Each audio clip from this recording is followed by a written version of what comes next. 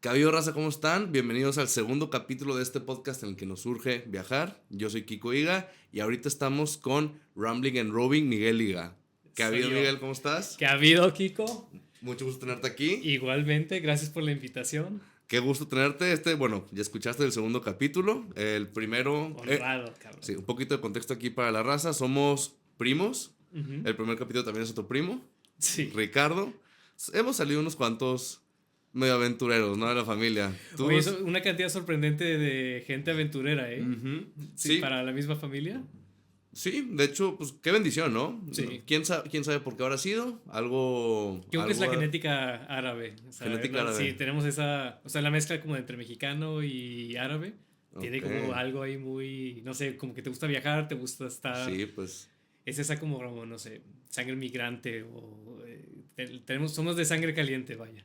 de sangre migrante. Me gusta eso, ¿eh? Sí, pues los árabes tienen miles y miles de años viajando de, pues, África, Asia, España, estuvieron en Europa, también aquí en México vemos una comunidad bastante grande de árabes, entonces, Sí. pues qué chingón. Y qué chingón tenerte aquí también. A ver, cuéntame primero que nada por qué Rambling and Roving. ¿Qué significa Rambling and Roving? Mira, Rambling and Roving empezó porque, en primer lugar, porque soy súper fan de la música irlandesa. ¿Ok? Y este es un concepto que saqué de la música irlandesa y es un concepto como irlandés. Ya ves, ellos también tienen esta costumbre de, bueno, no costumbre, pero históricamente los irlandeses fueron como los mexicanos de Europa, ¿no? O sea, católicos, toman mucho, inmigrantes, ¿no? ¿Ok? Entonces, esa combinación les dio por tener este concepto que es rambling and roving, que es como decir, para ellos es como decir, como el relajo, el vamos a salir, es como una explosión, vamos a tener una aventura de vámonos del país, vamos a navegar los mares, vamos a migrar a un país nuevo, vamos a empezar una empresa, vamos a hacer algo, ¿no? Es como ese ímpetus de aventura que coincide que también los dos son sinónimos de escribir. ¿Ok? Entonces, como mi sueño siempre fue desde niño ser escritor y luego lo combiné con mi otra pasión que son los viajes, Rambling and Roving tiene ese doble significado de viajar y escribir. Ok, fíjate que no sabía que iba también por el lado de escribir. Nunca lo pensé como un sinónimo, el Rambling y Roving. Digo, sí, de viajes, totalmente. Y cuéntanos de qué es ese proyecto. Bueno, ya nos spoileaste un poquito que escribes. Cuéntanos un poco más de lo que haces. Mira, empezó porque precisamente yo quería empezar, yo quería viajar y tenía esa inquietud por viajar. Empecé realmente a hacerlo como a los 25 años. Originalmente soy abogado, entonces pues la vida de oficina, después de probarlo, lo probé bastante, pues la verdad no es de mi agrado. ¿Qué fue lo que no te Y gustó? pues el sedentarismo, el estar como fijo, para mí era como una implosión de energía, más que una explosión de vamos a hacer algo, vamos a salir, vamos a tener esas aventuras y tenía mucho. Y llegó un punto donde me empecé a dar cuenta, ¿sabes? Es que estás guardando, estás reprimiendo mucha esa energía que para ti es muy natural. O sea, realmente fue un proceso muy largo para darme cuenta y también admitírmelo, que pues, no nací para esa vida, ¿no? O sea, mucha gente le gusta, mucha gente encuentra el éxito en ese tipo de ambientes. Yo la verdad soy una persona que no. Y ese fue como el primer acto de valentía, de decir, ¿sabes qué? Esto no es para mí, cometí un error yéndome por este camino, vamos a cambiarlo, aventándonos en esta aventura, ¿no? Este, y, perdón, güey, ¿cuál era la pregunta original? Que no estás contando del proyecto en general. ¿Qué es lo que hace Rambling and Roving? Sí, sí. Sí. Bueno, y de ahí sale Rambling and Roving, porque durante todo este proceso, o sea, fue un proceso como de crisis existencial. Yo creo que mucha gente le pega. Yo creo que igual y también como que tienes mucha gente que es como de tu edad o tal vez un poco, digo, edades distintas, ¿no?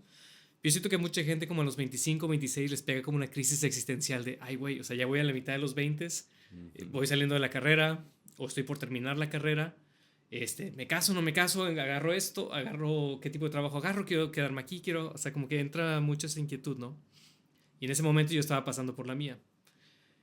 Y tocó que, bueno, ya sabía que no quería seguir siendo abogado y dije, pero el problema era, bueno, pues entonces, ¿qué voy a hacer? O sea, ¿a qué sí quiero intencionalmente dedicarle energía y pues toda una vida, ¿no? Porque no quería como andarme brincando como de carrera en carrera, ¿no? Ujú. Y regresé como a lo básico. Y lo básico que encontré yo fue, pues es que siempre los libros es lo que te ha traído. O sea que es como algo como muy interno. Pero también ese sentimiento de aventura y de querer desenvolverte y desarrollarte en el mundo, de explorar. Y la combinación de los dos fue como el nacimiento. Pero cómo empaquetarlo, cómo hacerlo algo como viable, como un proyecto. Y de ahí sale la marca Rambling and Roving, Ok. que fue el nombre que yo decidí darle como a mi marca personal, que englobe todas las cosas que yo hago alrededor de mis viajes. Que originalmente empecé con un blog y de ahí me fui a escribir libros.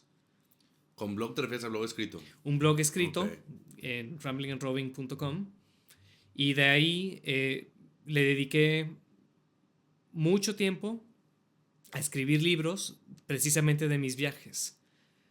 Y dije, es que lo que sucedía era que durante esa crisis existencial me ponía a ver videos de gente que estaba yéndose a Tailandia o que estaban teniendo aventuras en el Amazonas.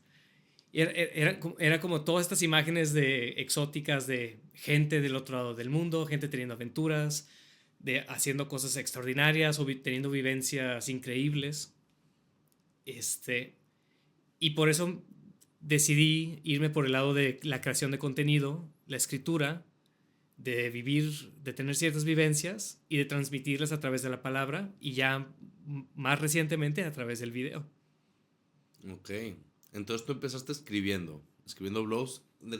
¿Cuáles fueron tus primeras aventuras de las que escribiste y cómo sentiste esa experiencia de pasar de, pues, abogado a...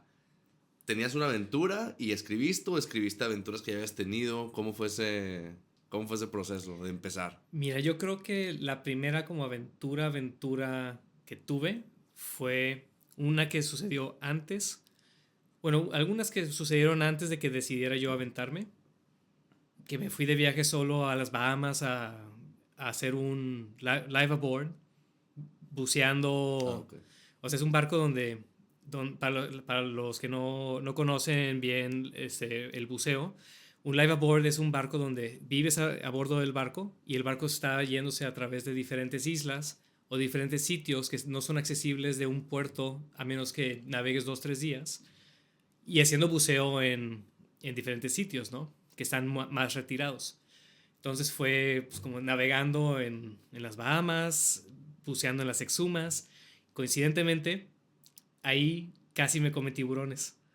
¿Cómo? Bueno, para empezar, ¿cómo son los barcos? ¿Son barcos grandes? ¿Hay mucha gente? Son barcos, o sea, son veleros como relativamente grandes, o sea, no son de esos veleritos de como, no sé, 2, 3, 4 personas, son veleros que realmente pueden, tienen capacidad para más o menos unas 25 o 30 personas, son como de unos 40 pies, o sea, son un poco más grandes y especializados para buceo, ¿no?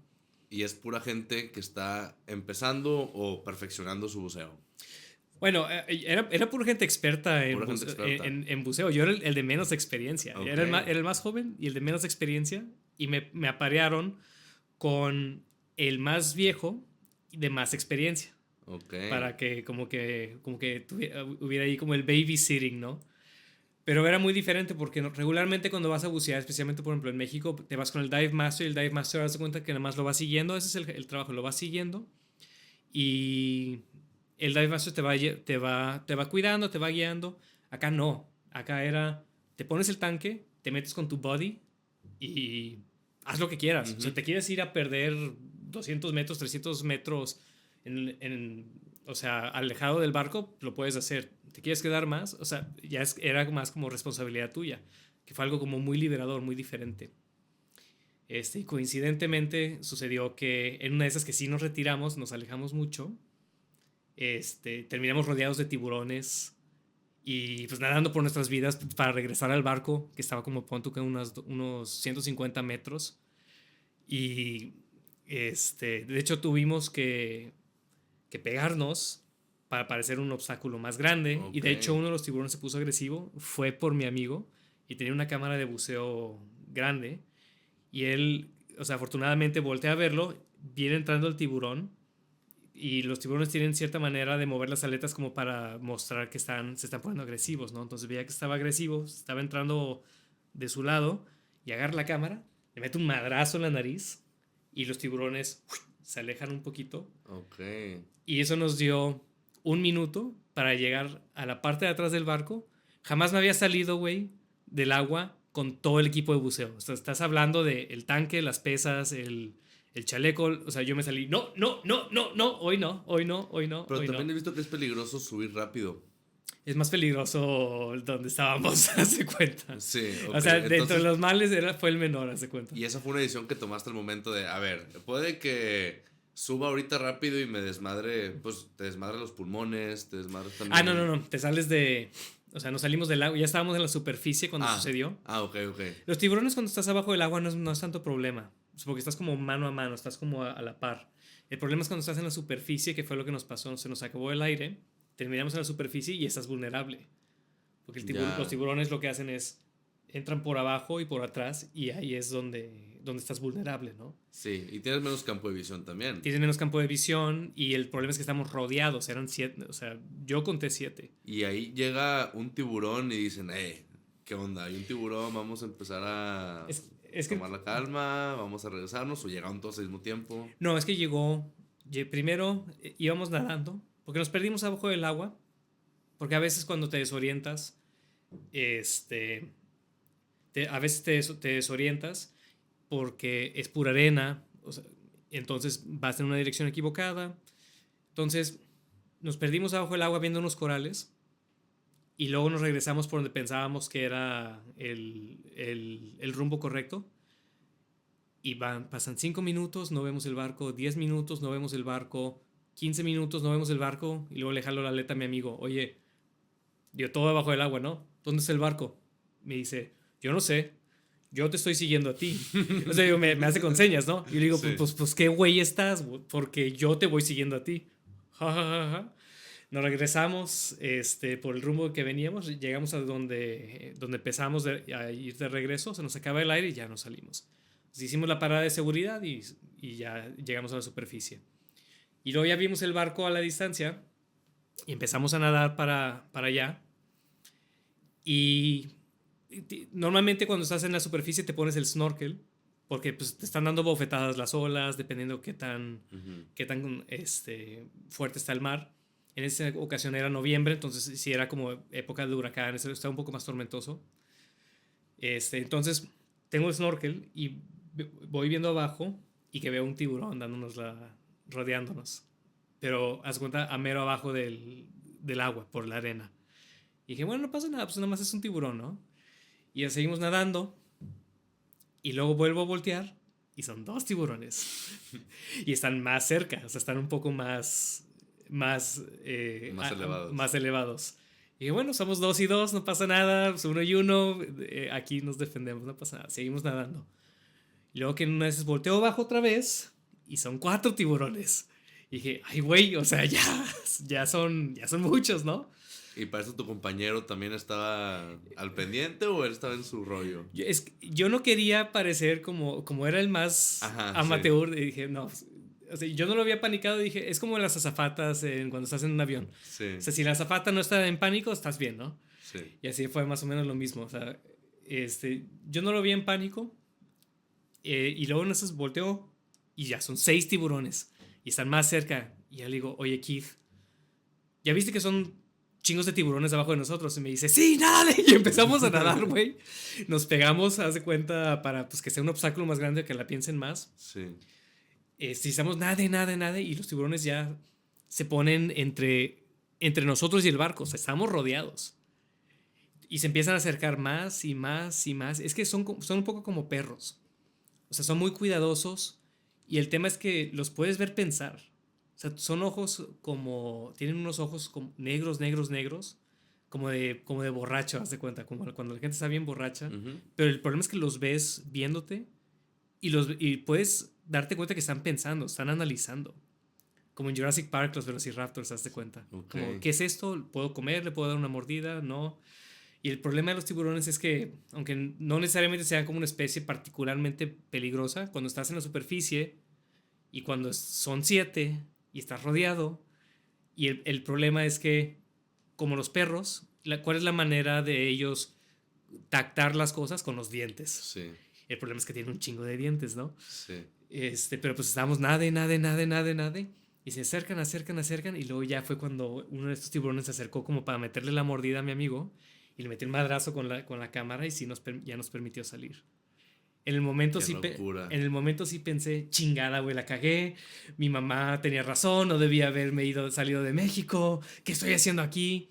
Yo te lo juro que dije, o sea, fue esos momentos, uno de pues, varios que he tenido, donde digo, o sea, donde tuve un momento de conciencia que dije, estoy viendo cómo me muero. O sea, voy a presenciar mi muerte en real time y se va a acabar. ¿Esa fue tu primera vez que sentiste eso tan cerca? Esa fue la primera vez que lo sentí cerca. En tu primera aventura. Y sí, la primera vez que salí solo de México, porque la raza no quería ir o no tenía tiempo, lo que sea, y dije, si lo sigo esperando, no voy a viajar, entonces empecé a viajar solo. Y hasta que le agarré el gusto, ¿no? Sí. Pero sí, o sea, fue un momento de que sientes el pánico subir, y lo tienes que agarrar, y lo tienes que bajar, y tienes que no. Te apanicas, te mueres, o sea, te mueres. Entonces, pues mantuvimos la calma, seguimos nadando y tratando de manejar la situación hasta que ya nos pudimos salir del agua. No manches, y luego sales y dices, pues bueno, ya tengo una buena historia para el blog. Bueno, Todavía no estaba pensado todo eso. lo primero que hice fue mentarle a la madre a toda la gente que estaba en el barco, güey. Porque todos ya se habían salido del agua, no habían notado que seguíamos en el agua. Ok. Y todos estaban agarrando el pedo y Ok. poniendo música. Hijos de puta, ¿no vieron que estábamos en el agua? Y había un chingo de tiburones. Y están tomando. Y salí como con la adrenalina, ¿no? Sí. Y nada más me voltean a ver y como, aquí están. De que ya nos íbamos. Sí. No manches. Y eso fue de los primeros días o de los últimos de la aventura en el barco. Fue de como la mitad. Como a la mitad. Después de eso hicimos un buceo con tiburones, pero controlado. O sea, ya más controlado, ya con técnicas como pues mantener las manos adentro de las axilas, pues para que, sí, o sea, tú pones la mano así, pues te llevan la mano, estar todos en grupo, o sea, hay un protocolo que se sigue, ¿no? Ok. Y nos firmas la responsiva de que, bueno, cualquier cosa que pase, pues bueno, no fue culpa de nadie, ¿no? Sí. Y es común que pasen este tipo de accidentes en esos De hecho, barcos. ese viaje me contaron que en una playa cercana que se llama Tiger. Sí, nada más acerca un poquito el micrófono hacia acá. Ok. O sea, para que estés centrado en tu... Sí. Sí. En una de esas que estábamos platicando me dijeron, de hecho después de este incidente, nos contaron que desapareció un buzo en un lugar que llaman Tiger Beach por los tiburón tigre, que son peligrosísimos, y solo encontraron las aletas, güey.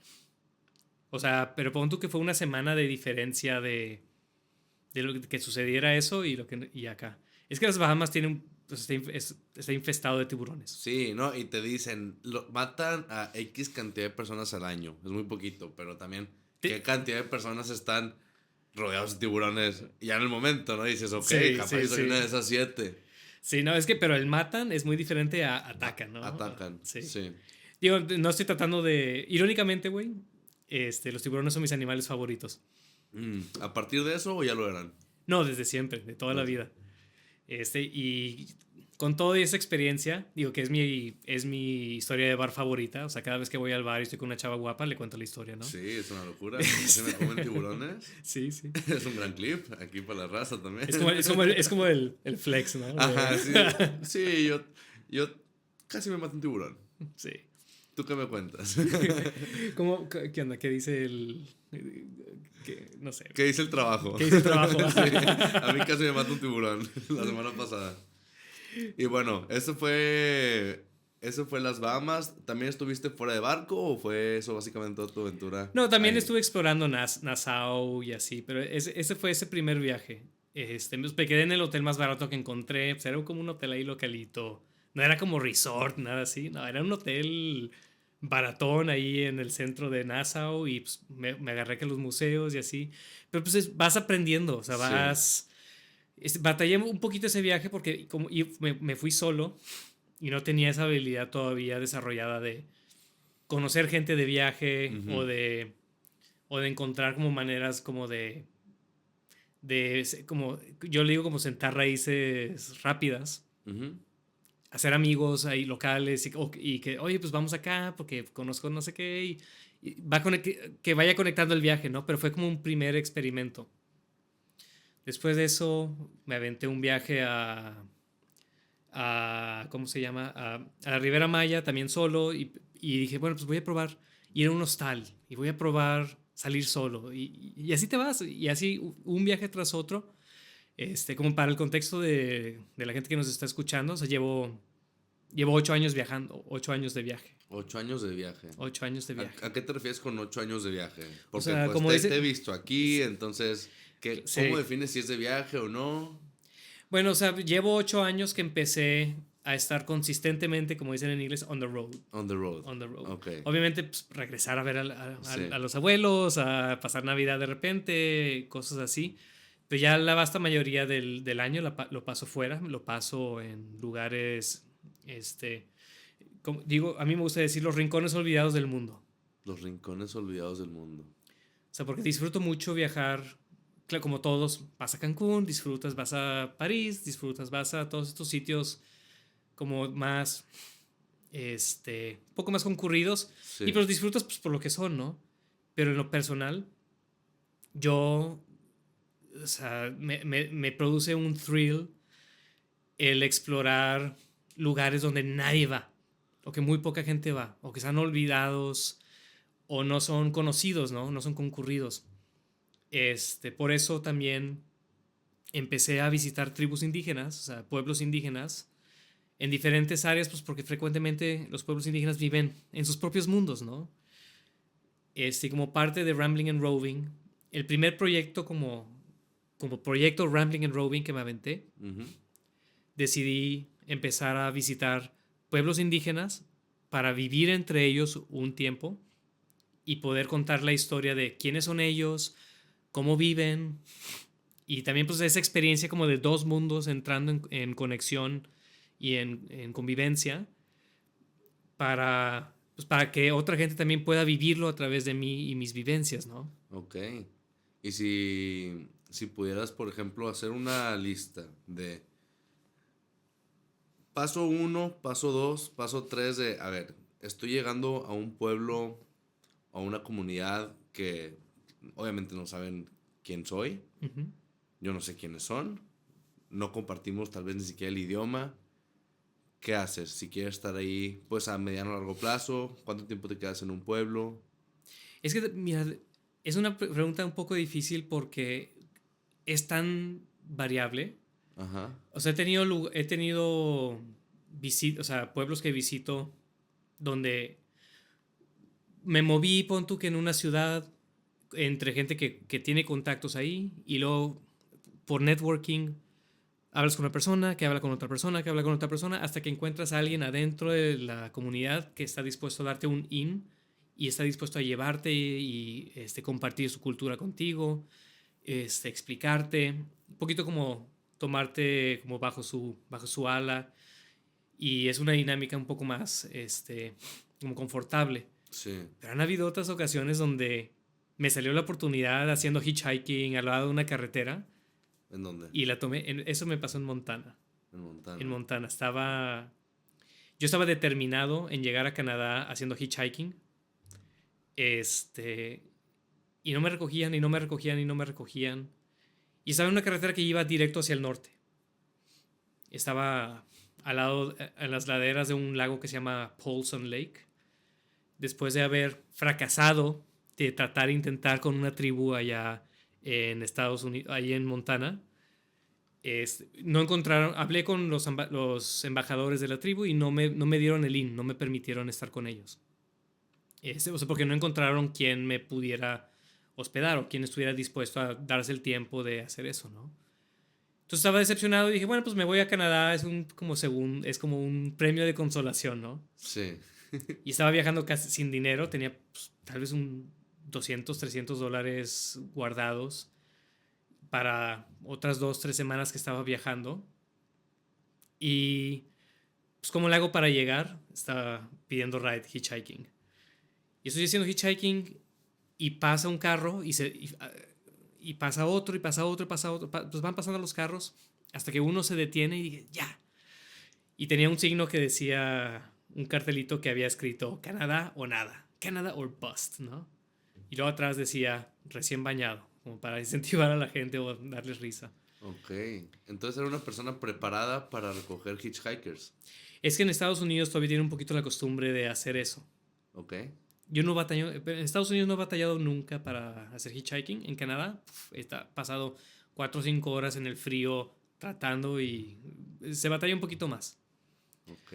Pero en esa ocasión el que me recogió era un indio Crow que iba a manejar a su reservación del otro lado de Montana. Para llegar allá había que cruzar todos los montes rocallosos por un pase que se llama el pase de las The Marias Pass, que fue el primer pase que encontraron a través de los montes rocallosos allá en el norte. De hecho, por ahí pasaba el tren allá en los 1800 que trajo toda la gente, todos los migrantes a Washington, Oregon, todo por acá. Entonces, un lugar histórico, un lugar con mucha historia, precioso, montañas enormes con tapadas de nieve. También un lugar donde la gente va con la pistola al cinto como vaqueros, pues por los osos, por los leones montañeses y pues también la gente que vive allá, ¿no? Sí. Sé que están bien locos. Ok. Pero me recoge y me dice, ¿sabes qué? Yo no voy directamente al norte. Yo voy a cruzar hacia el este. ¿Por qué no te vienes conmigo y te dejo en un pueblo que se llama Browning, del otro lado de las montañas? Porque y yo sabía que Browning era un pueblo de los Blackfoot, los indios Blackfoot. ¿Qué viene siendo eso? Los indios Blackfoot son una de las tribus más temidas de la Gran Planicie en Estados Unidos. Eran tan temidos que Lewis y Clark, los primeros exploradores como del área, los que mapearon todo gran parte del oeste en su expedición, decidieron sacarle la vuelta a su territorio porque eran gente que era muy temida, ¿no? Y todavía tienen esa reputación de ser como gente muy, muy fuerte, muy agresiva, ¿no? Y yo quería, y dije, ¿sabes qué? Pues igual es una buena oportunidad para tratar de encontrar una oportunidad para quedarme aquí. Y aparte yo quería ver la gran planicie. Nunca la había visto. O sea, creciendo en Monterrey, pues son puras montañas, son puras... Sí. O sea, te acostumbras a eso, ¿no? Pero un mar de pasto, o sea, nunca lo había... o sea, es increíble, ¿no? Aunque no haya nada... Y hay algo de espacios vastos y vacíos que como que se me hace atractivo. Pero, total, cruzamos la montaña, íbamos platicando, haciendo preguntas como, oye, ¿y pues cómo es ser indígena en Estados Unidos? ¿Cómo es tu reservación? Y pues me iba contando cosas y así, ¿no? Hasta que me dejó, o sea, se partieron las montañas finalmente, se acaban las montañas y ves la gran planicie. Y me dejó ahí en Browning, en la gasolinera del pueblo. Me bajo, inmediatamente siento pesado. Como cuando te das cuenta, este no es el barrio donde quieres estar, ¿no? Ok. Y lo primero se te prende una alarma. Se te prende una alarma. Lo primero que vi eran jeringas en el piso y dije, o sea, y entendí, o sea, qué es lo que estaba pasando en la reservación, ¿no? Que son los problemas que se viven en todas las reservaciones en Estados Unidos. ¿Cuáles problemas vienen siendo? La drogadicción, por ejemplo, cuando estuve allá, o sea, aprendí que el 50% de los bebés que estaban naciendo en esas reservaciones, o por lo menos en esa reservación, nacían adictos a las metanfetaminas. O sea, 1 de cada 2 bebés nacía adicto. O sea, tenían que meterlo en como un tratamiento especial para desintoxicarlo de las metanfetaminas que estaba consumiendo la mamá, por ejemplo. Wow, qué O locura. sea, problemas sociales muy fuertes, ¿no? No pensaría que eso pasa en reservaciones, o al menos no que lo ves tanto como en una ciudad ahorita, por ejemplo. No, es que es una locura, porque en las reservaciones, o sea, casi no hay ley, porque como son territorios federales, o sea, cada tribu, cada pueblo tiene su guardia tribal, y los únicos fuera de ellos que tienen jurisdicción en las reservaciones allá es el FBI. Entonces ves los carros del FBI dando vueltas, monitoreando, vidrios blindados, todo eso. Y ellos ni se meten en esos temas. No, bueno, es que están monitoreando pues porque porque hay mucha drogadicción en esos lugares, hay muchos homicidios. De hecho, a ese pueblo donde estaba le llaman la capital del homicidio de Montana. Digo, yo no sabía, ¿no? A mí nada más me dejó este güey en la gasolinera, y cuando se fue, justo cuando se fue y estaba solo y ahí, dije, ay, creo que cometí un error, igual que los tiburones, ¿no? O sea, no, son cosas que suceden, que no puedes predecir, pero que pasan, ¿no?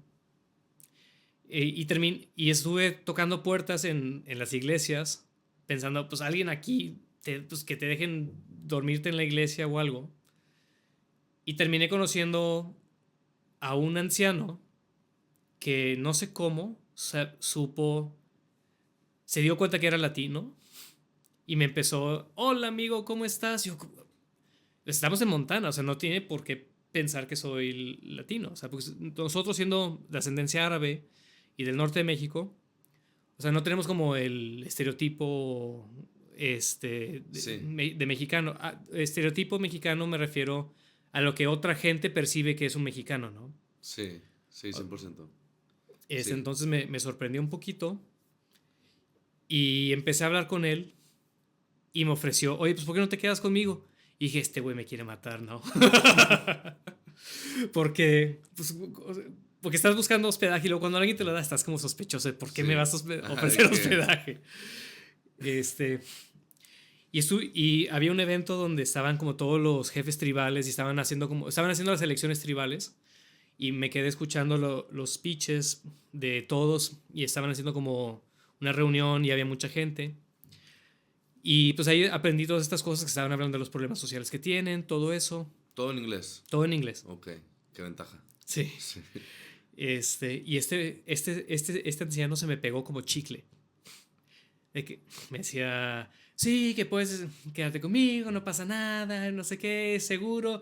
Y yo nomás de, güey, nada más me quiere, o sea, me va a robar la mochila, o sea, ¿qué está pasando aquí, no? Y estaba tratando como de entrar como con la gente, entre comillas, bien de la tribu, los que eran como los políticos o los jefes del consejo, como hablando con ellos. Y me decía, en una de esas, de hecho, le pregunté a uno de ellos, oye, ¿y qué opinas de este señor? Y nada más se voltearon. Él toma mucho. Y... Qué bueno, y ahí también con el contexto dices, bueno, toma mucho, está bien. Sí. No he visto en una jeringa. Sí, no, pero en una reservación, o sea, lo que están diciendo es alcohólico, ¿no? Era el borracho del pueblo. Bueno, ¿no? En un pueblo de borrachos, ¿no? O sea, pues porque allá, o sea, el alcoholismo es un problema muy fuerte entre las tribus norteamericanas.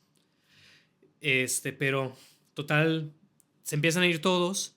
Ya era muy tarde para seguir haciendo el hitchhiking hasta Canadá, no iba a alcanzar. El problema es que era primavera.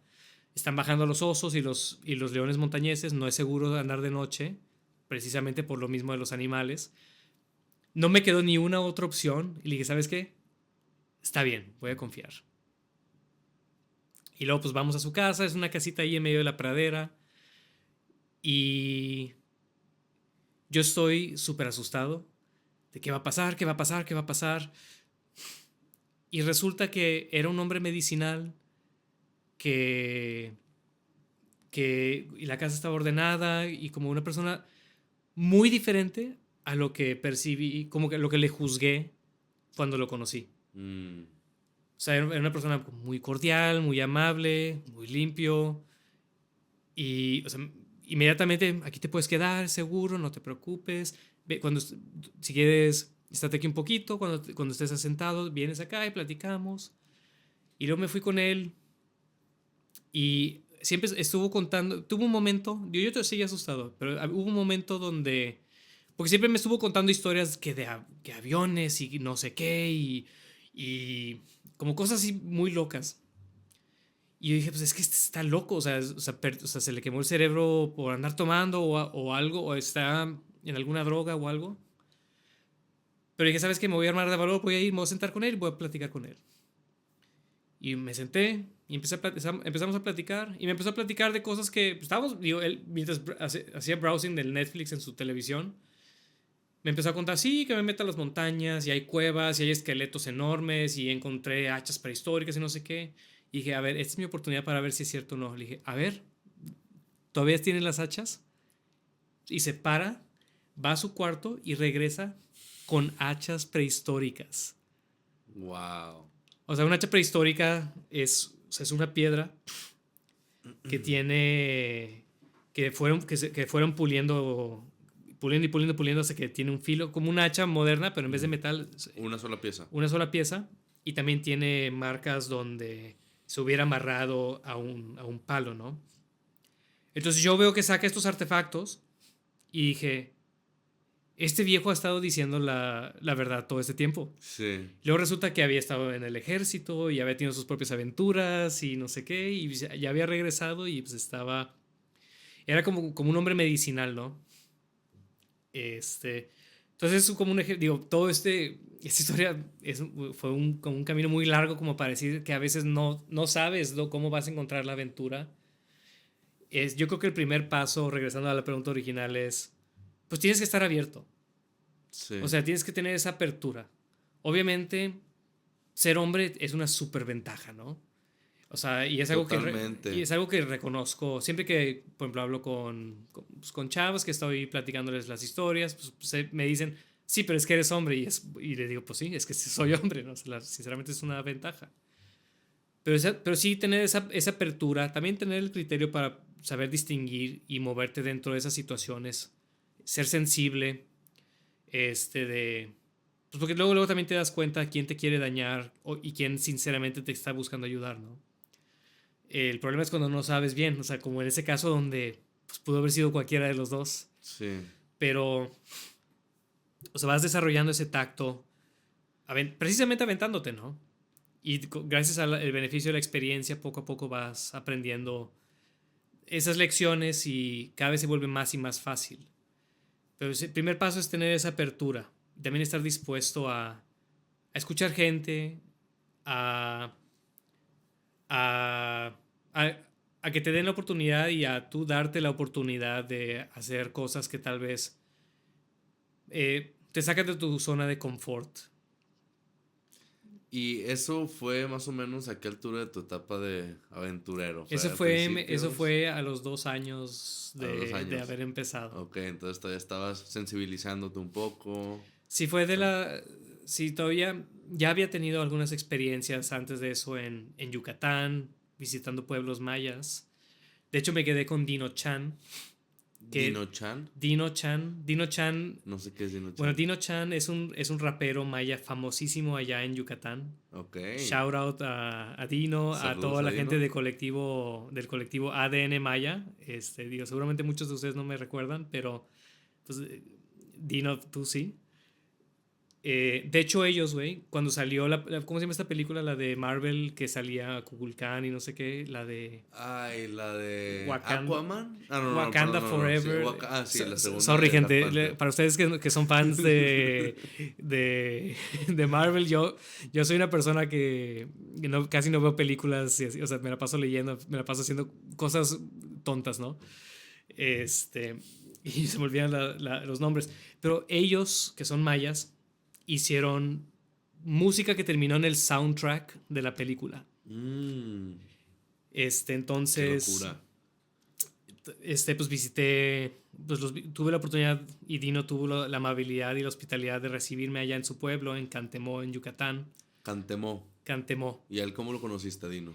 Fui a la Feria del Libro de Mérida porque un antropólogo me dijo que iban a haber raperos mayas ahí, o sea que el colectivo se iba a presentar. Me dijo, pues habla con ellos y a ver quién te recibe. Y pues, eso hice. ¿Tú ibas con la intención de que alguien te recibiera en ese pueblo? Yo iba con la intención de buscar a alguien que estuviera dispuesto a recibirme y compartirme su hogar, su cultura, su familia, o sea, tener esa misma apertura que yo tenía, ¿no? Eso es algo que es necesario cuando haces estas cosas. Necesitas gente que esté abierta también a compartir. Ujú. O sea, tú estás dispuesto a recibir para también a su vez voltearte y compartir a gente, traduciéndolo, ¿no? A gente de una manera que lo pueda entender. Es que yo escribo en inglés. Para muchos de ustedes que pues, no están familiarizados con mi trabajo, escribo en inglés.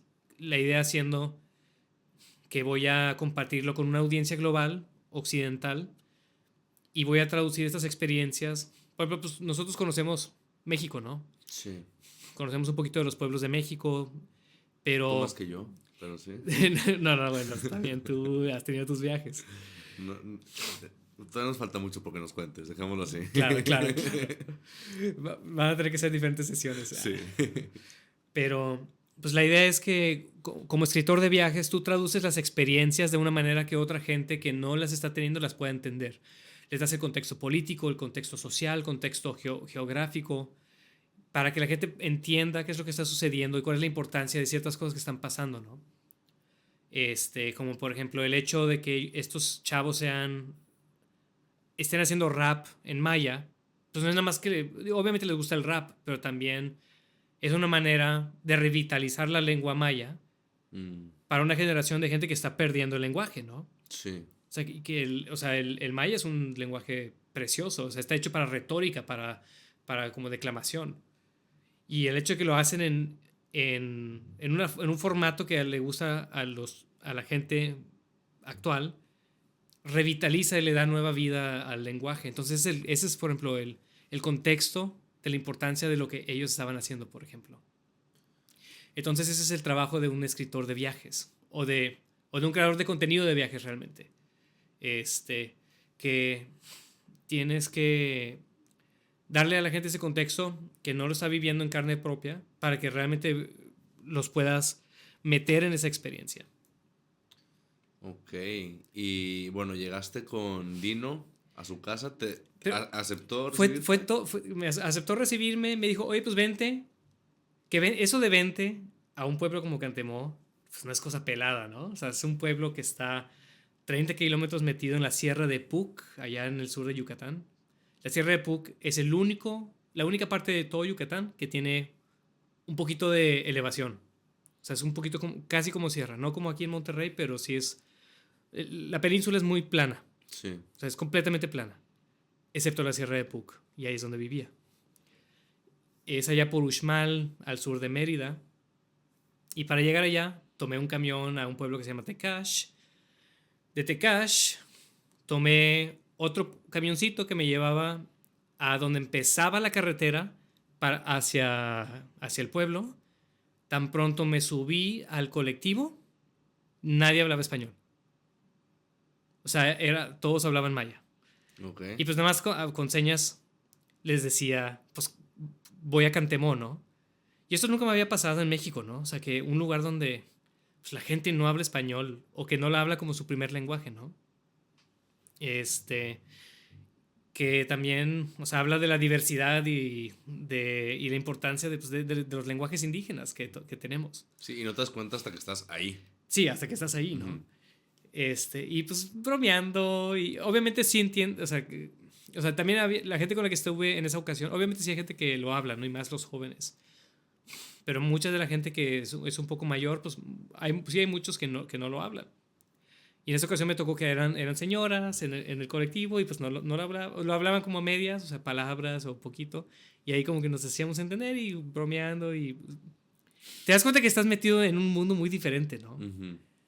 Total, me deja el colectivo en la entrada de la carretera y ya no hay transporte. Ya no hay transporte para allá. O sea, tú tienes que llegar con un local o con carro. Entonces yo tengo una mochila que compré en el Walmart, 1 litro de agua, calor de 50 grados, porque aparte me fui en mayo. Y húmedo. Güey, mayo, digo, para todos los yucatecos que están escuchando, ustedes saben cómo es Yucatán en mayo. Era un calor de 50 grados húmedo, güey. ¿Cómo te explico? Era el peor calor que he pasado en mi vida siendo de Monterrey, ¿no? Y no tenía otra manera de llegar más que caminando. Y dije, 30 kilómetros, pues 30. 30. Dije, si los camino, llego para la noche. Igual y me voy a tardar, pero llego. Sí, aquí parado menos voy a llegar. Sí, claro, exactamente. Entonces me agarré caminando y luego pasaba un carro y pedía ride y pues, se reían y se iban, ¿no? Y luego en una de esas pasa una camioneta de la CFE y me suben atrás y pues, me adelantan, pues punto que unos kilómetros. Y bueno, ya le quité unos kilómetros al viaje. Y ahí sigo caminando. Y luego pues, estoy caminando y más escucho una motoneta. Porque allá todos se mueven con moto, ¿no? Escucho una motoneta y veo que llegan 2 chavos en la moto. Me ven, no me reconocen, paran la moto, se bajan y venían del campo, estaban cargando hachas, machetes. Se bajan con los hachas y los machetes. ¿Quién eres tú? ¿A dónde vas? ¿Qué estás haciendo aquí? Y yo, tranquilo, compa, tranquilo. Vengo con Dino. Y, ¿eres amigo de Dino? Sí. Pues súbete. Bueno. Toda madre. Entonces, somos en una... ¿La dudaste de subirte y estar cómo me está tratando? Y luego ya con esto... No, porque les cambió, en friega les cambió. Okay. O sea, se fueron como de hiperagresivos con los machetes a... Sí. Bueno, pues súbete. Sí, también me imagino que siendo de los pocos que salen de una comunidad, por ejemplo, te vuelves un poco protectivo, ¿no? No, claro. Y lo hacen y con buena razón. Y con buena razón. Y así deben de ser todas estas comunidades, ¿no? Pero, pero total, eran estos 2 chavos era tipo como una Vespa, güey. Entonces era como estos 2 chavos en la moto y yo pescado atrás con la mochila atrás de mí, casi tumbándome. Sí. Nada más así como cuchareando con el otro güey. Las pompas, o sea, medias salidas así o sea, cualquier cosita y me caía de la moto, ¿no? Y ahí íbamos una carretera ahí por la selva de Puc, o sea, por el bosque. Y pues vamos pues dándole la vuelta a los pozos y así.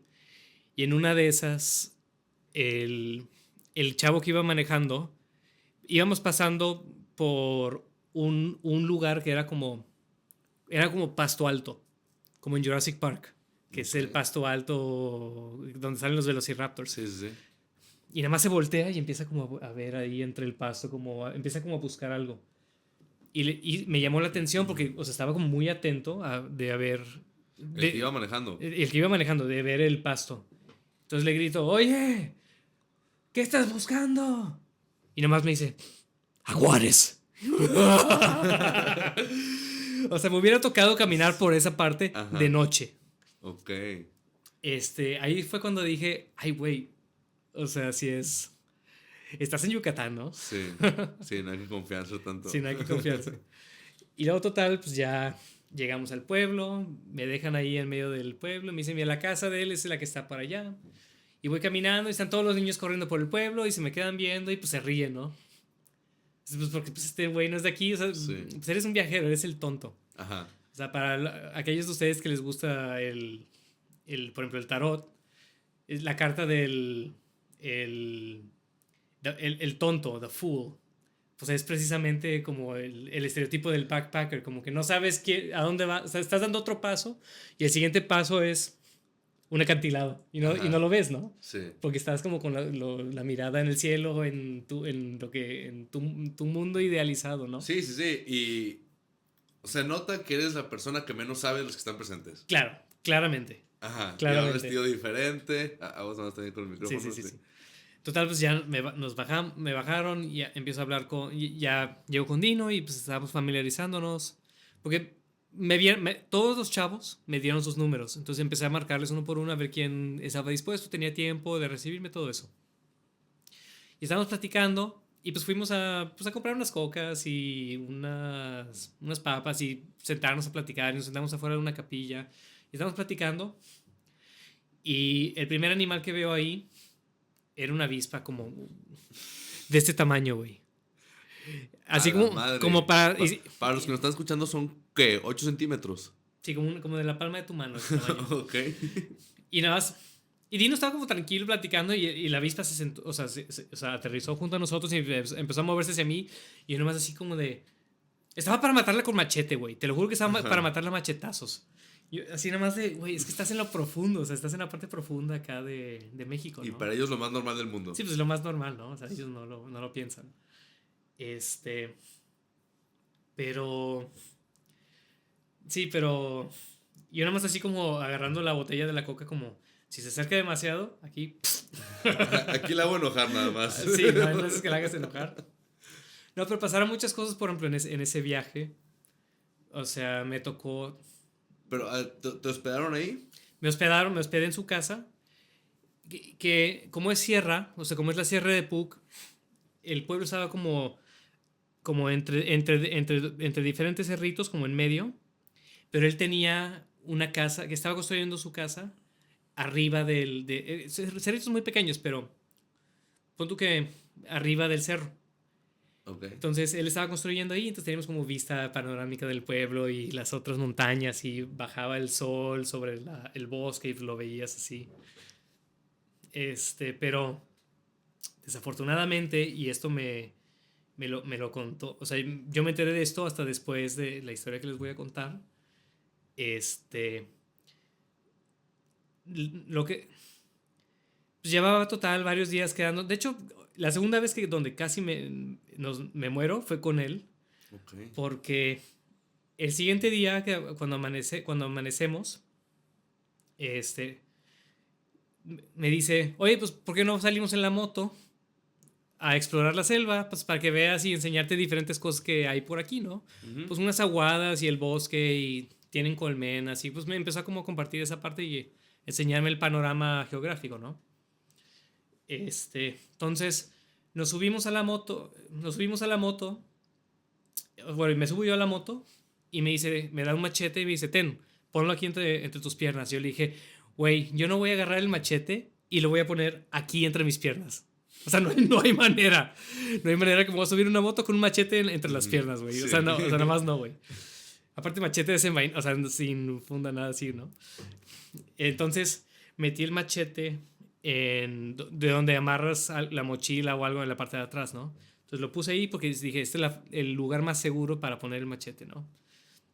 Entonces nos subimos a la moto y nos arrancamos por unos caminos entre unos maizales y entramos a la selva y empezamos a ir en moto en un camino de la selva que era, o sea, el camino era esto. Es vereda ya, pura vereda. Era vereda y andábamos en la moto así o sea, por la selva y hubieron momentos donde me dijo, ¡agáchate! Y nos agachamos y pasaban ramas por arriba. Pues, porque es vereda, ¿no? Sí, claro. Y pues vamos así. Y todo este tiempo iba el machete pegando contra la rueda de atrás, ¿no? Okay. Y nosotros ni en cuenta. Hasta que en una de esas, pues vimos la aguada y vimos otras cosas ahí, por ahí. Y íbamos metiéndonos un poquito más profundo. Y el machete iba pegando contra la rueda hasta que en una de esas se mete el machete en la rueda. Y frenón. Se frena de chingazo la moto. El machete hace, o sea, se dobla, hace así. Yo lo sentí pasar al lado de mi pie. Y, o sea, sentí el airecito de cuando pasó el machete al lado de mi pie. Y nos estrellamos en la selva. Y bueno, yo me fui para atrás, o sea, yo me caí para atrás y pegué un grito y este güey se fue y se estrelló en la selva. Gracias a Dios, o sea, las plantas acolchonaron a la moto y también el frenón de la llanta. Y luego pues nada más Dino se voltea, se me queda viendo y sigues vivo. Y de ahí pues nos estábamos riendo pues porque ahora estamos metidos, punto con unos 8 kilómetros en la selva, en una vereda. Y empezamos y teníamos un machete doblado, atorado en la llanta de atrás de la moto. Y pues andamos riéndonos y tratando de jalar el machete y sacarlo para liberar la moto y pues poder regresarnos porque no queríamos regresarnos caminando. Aparte, si te digo, güey, hace un calor de 50 grados, ¿no? Sí. O sea, todo esto es en un calor de 50 grados. Entonces, hasta que por fin pudimos quitar el machete y ya nos regresamos y pues bueno, vivimos para... La moto siguió jalando. Gracias a Dios la Sí. moto siguió jalando.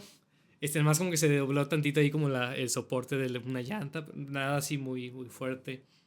Nadie se mató, nadie perdió una pata, nada. Gracias a Dios. ¿Y la experiencia en general en ese pueblo?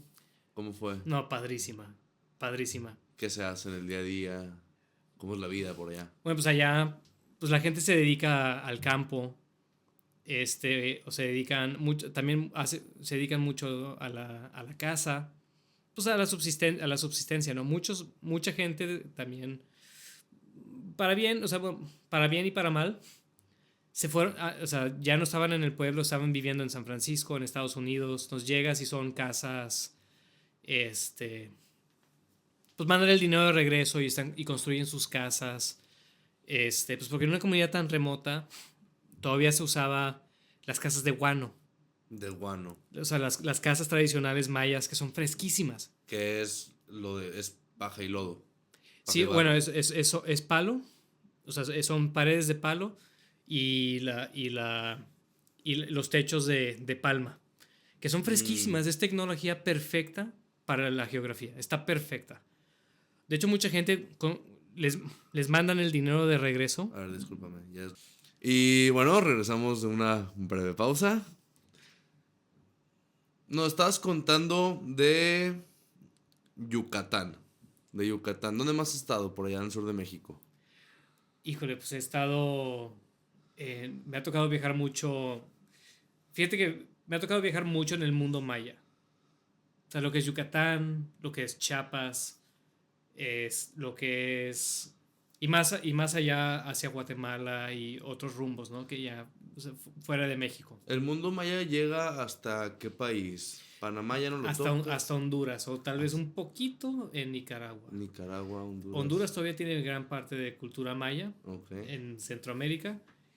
Y pues básicamente hasta como donde termina Oaxaca, empieza Chiapas y lo que es Tabasco, partes de Tabasco y Campeche en México. Entonces ese territorio es históricamente o sea, del pueblo maya. Bueno, de los pueblos mayas, porque son muchos, muchos pueblos mayas. Ok. ¿Y por qué se le categoriza como maya? Fíjate, empezó porque los antropólogos, arqueólogos empezaron a llamarles mayas. De hecho, el término maya no es de origen maya. Ujú. Ellos tienen otro nombre bueno, cada uno tiene su propio nombre, ¿no? Tienes mayas yucatecos, tienes mayas lacandones, tienes mayas cachiqueles, quichés, sutujiles, tienes en Chiapas, diferentes pueblos y todos son diferentes, ¿no? Incluso entre el mismo lenguaje no se entienden entre ellos a veces. Hay veces que sí, por ejemplo, como las palabras que yo aprendí estando con Dino allá en Yucatán, las pude usar cuando viajé en la selva lacandona, por ejemplo. Ok. ¿La Candona cuándo fuiste? Estuve allá hace como un año y medio. Ah, mucho más reciente entonces. Sí, ¿Y qué tal? reciente. ¿Cómo fue la Me experiencia? encantó. No, fue de las mejores experiencias de viaje que he tenido. ¿Cuánto tiempo estuviste por allá? Estuve un mes viviendo dentro de una comunidad lacandona, con una familia lacandona, con un amigo muy querido que se llama Daniel Chanquín.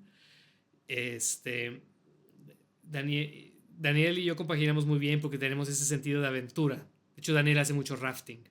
Ok. Entonces nos tocó raftear el río Lacanjá, que es allá más metido de Palenque, ¿no? O sea, que es donde viven los lacandones, o sea, es de Palenque, más hacia la frontera con Guatemala, es donde está, toda esa área es la selva lacandona.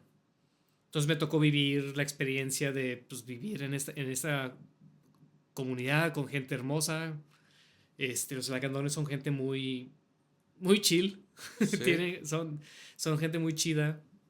También son gente que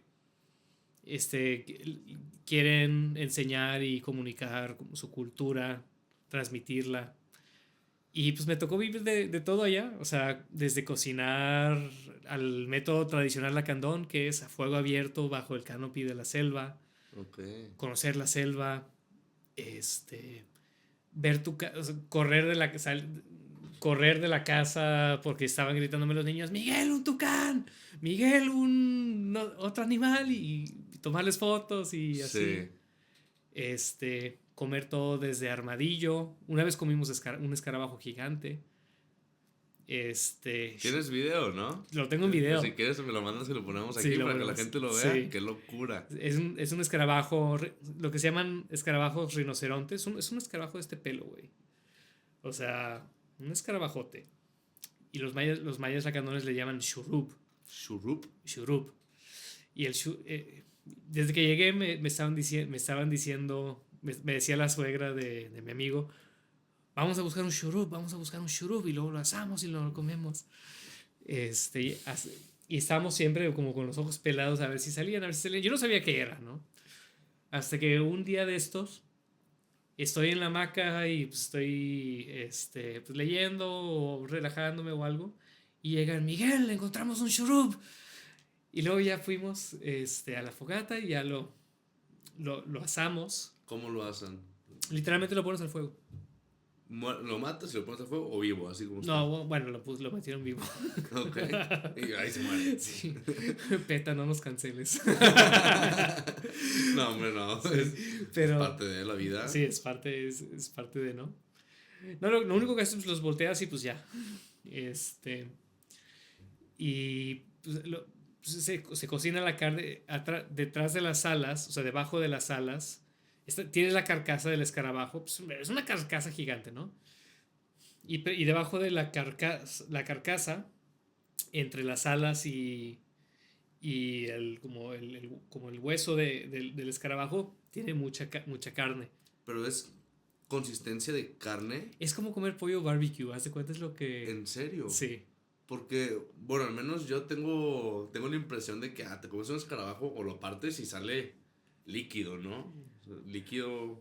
Bueno, igual y la mayoría sí, pero esta especie en Sí. particular, o sea, era como, yo siendo, no soy biólogo, Ujú. o sea, por lo menos soy como biólogo de closet o algo así. Ok. Muchas cosas así, pero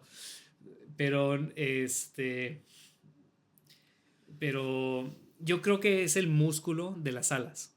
Mm, O sea, porque era como mucho tejido muscular que se asó y está abajo de las alas. Yo creo que es lo que hace que vuele, ¿no? ok. Y sabe a pollo barbecue. A mí me supo pollo barbecue. No sé si fue porque lo hicimos al fuego abierto, pero sí. Ok. ¿Y qué más se hace en la selva? ¿Cómo es la vida por allá? No, pues me tocó comer caracoles con ellos, caracol de río. Fuimos, recolectamos caracoles y así como si fuera París, estábamos Es todo un francés. cada quien un plato de escargot a la lacandón. Ok. Este Escargot a la cando. y obviamente pues también tienen su milpa, se dedican gran parte al ecoturismo. Mi amigo, por ejemplo, se dedica a organizar expediciones de rafting y llevar turistas por la selva. También llevan gente a Bonampak a ver los murales de Bonampak, que son únicos no solamente en el mundo maya, pero en la arqueología mexicana es una cosa única. ¿Qué es lo que los hace únicos? Que son murales perfectamente preservados, mostrando cómo era la vida maya en aquel entonces. O sea, bueno, muestran cosas específicas, o sea, muestran ciertas ceremonias específicas de hace, que pasaron en concreto, pero están perfectamente preservadas.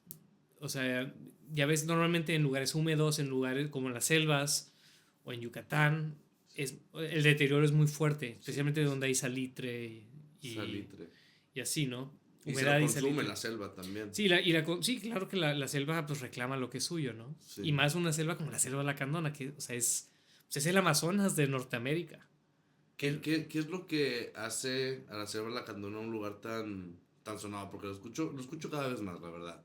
Y es como la selva. Es como decir, como tú dices, el Amazonas. Se escucha lo mismo, pero ¿qué es lo que lo hace así? Es que es que hay vida por todas partes. Es que cuando estás ahí, o sea, yo las veces que me ha tocado escuchar a la gente describir el Amazonas, te das cuenta que estás escuchando la selva lacandona. O sea, que ves un tronco muerto y tienes un hongo que está creciendo sobre el hongo, digo, sobre el tronco, y sobre eso hay animales que están comiendo del hongo y otros. Es vida sobre vida sobre vida. Y es una cosa increíble, de verdad. O sea, y también la belleza de las orquídeas, las flores. De hecho, este, me quedé con ellos precisamente para escribir un libro que, o sea, el working title es hasta que las orquídeas floren. Un, un viaje de una luna entre los mayas lacandones. Un Porque me viaje a la quedé, luna es un mes. es un mes. Porque hasta que las orquídeas florezcan. Porque me tocó, hace cuenta, la temporada antes de que floren y cuando me fui, justo estaban empezando a florear las orquídeas. Y todo el tiempo fue, espérate que floren, espérate que floren, espérate que floren. Okay. Y fue como un catarsis el viaje, Sí, el verlas florear, sí, sí, pues porque te contaban, oye, que las flores y no sé qué. Y luego ya las ves florear y es una cosa increíble. ¿Y por qué lo mencionan tanto? Es muy común verlas ahí en la intemperie o tienes que No, buscarlas. son muy comunes, o sea, entre bromelias y digo, muchos tipos de flores, ¿no? Ujú. Pero sí hay cantidad enorme de especies y fauna, flora. Creo que la selva lacandona tiene el 25% de la fauna de México. Y eso que somos un país que es muy rico en biodiversidad, ¿no? Sí. Entonces imagínate que tengas una cuarta parte en esa zona relativamente pequeña que está en Chiapas.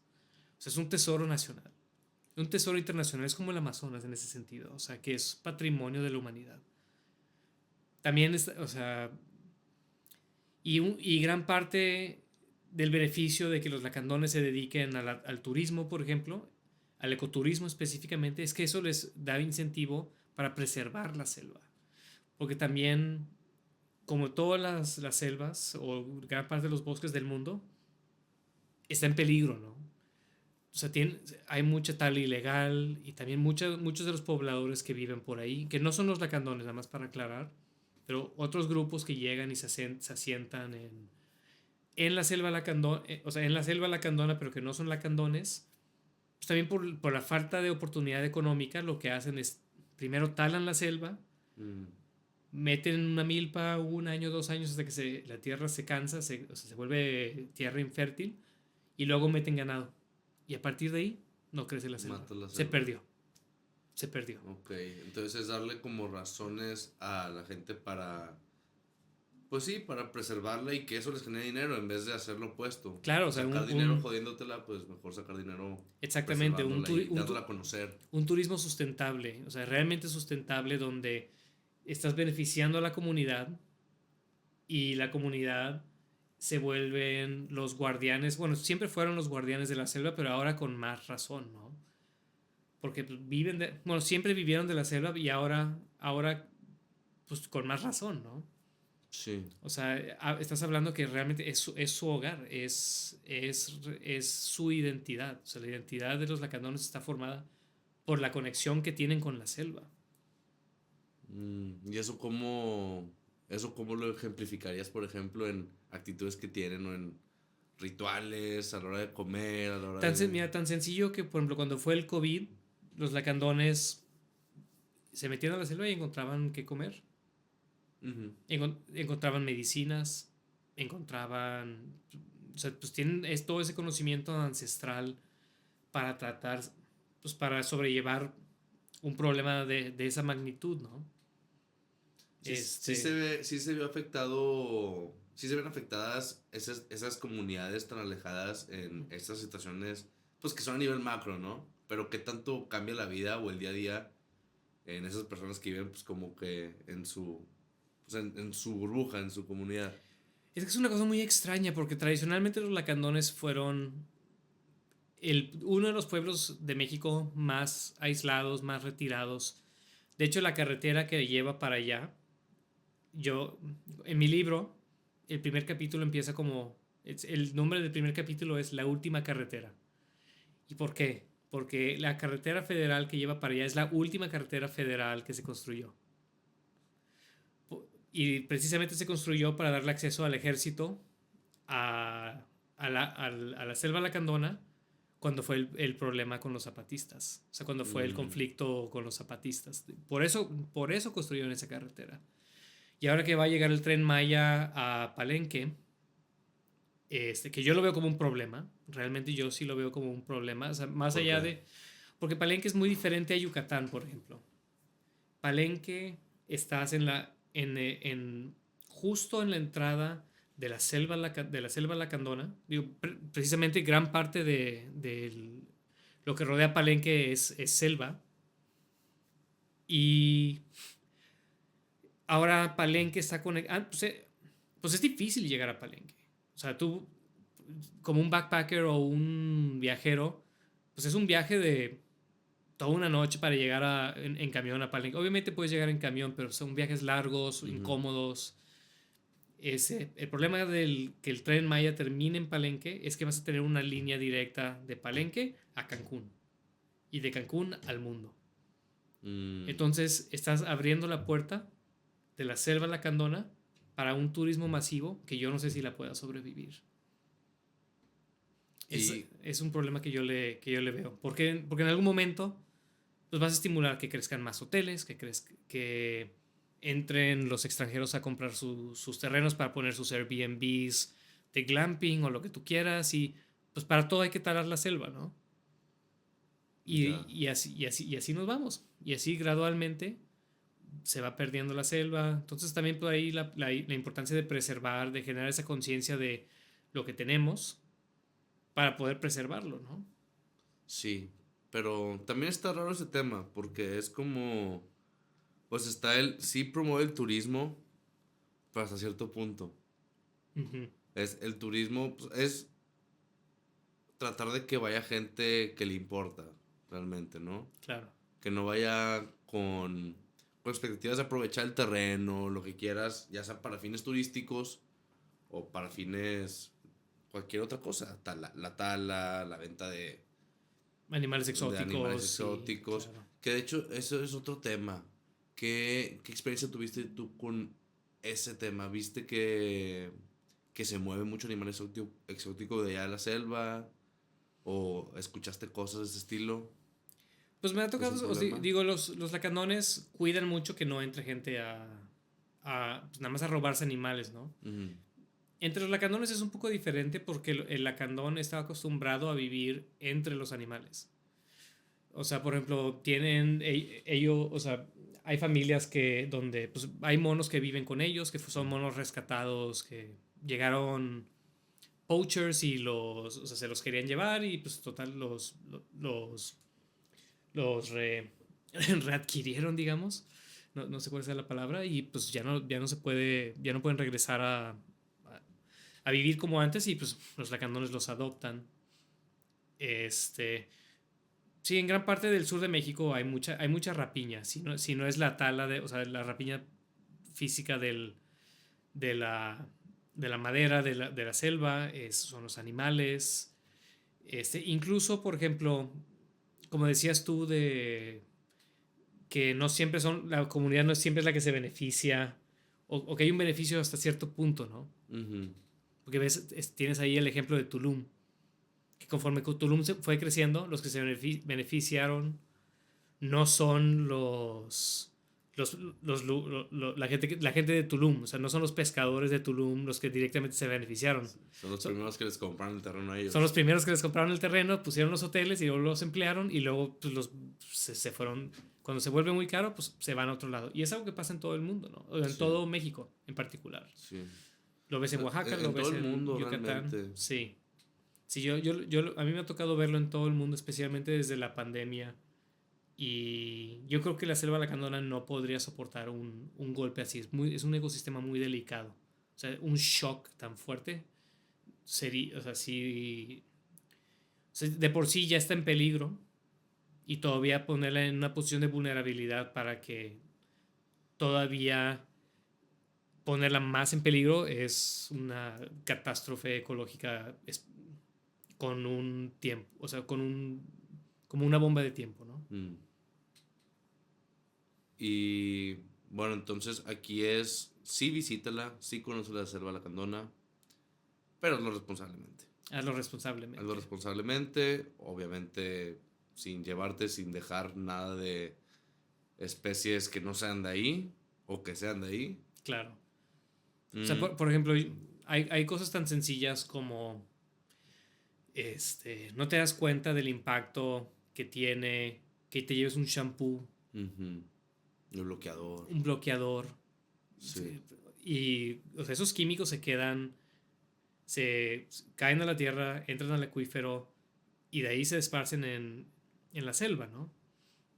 Entonces, yo creo que lo que realmente ayuda a preservar la belleza de estos lugares para que, en primer lugar, podamos seguir disfrutándolos sin arruinarlos, es generar esa conciencia es quitarnos esa mentalidad de consumidor, de vamos a ir a consumir esto. Ya, o sea, no necesariamente tiene que ser un producto, puede ser una experiencia, y más bien ponernos el sombrero de viajero. O sea, dejar de Mm, ser turistas y ser viajeros. mm. Y un viajero no deja un impacto sobre los lugares que pasa. Pasa suave. El impacto es interno. El impacto es interno. Ok. Hijo, qué fuerte, qué fuerte. Precisamente el impacto es interno. O sea, es lo que te llevas de la experiencia, que es lo importante. Sí, qué padre diferenciación, ¿eh? Y sí se nota, el turista llega para, para dejar, para consumir, Sí. y el viajero llega para aprender, se podría decir. Pues sí, eso de, te lo quedas tú te quedas con el lugar, o el lugar se queda con algo de ti.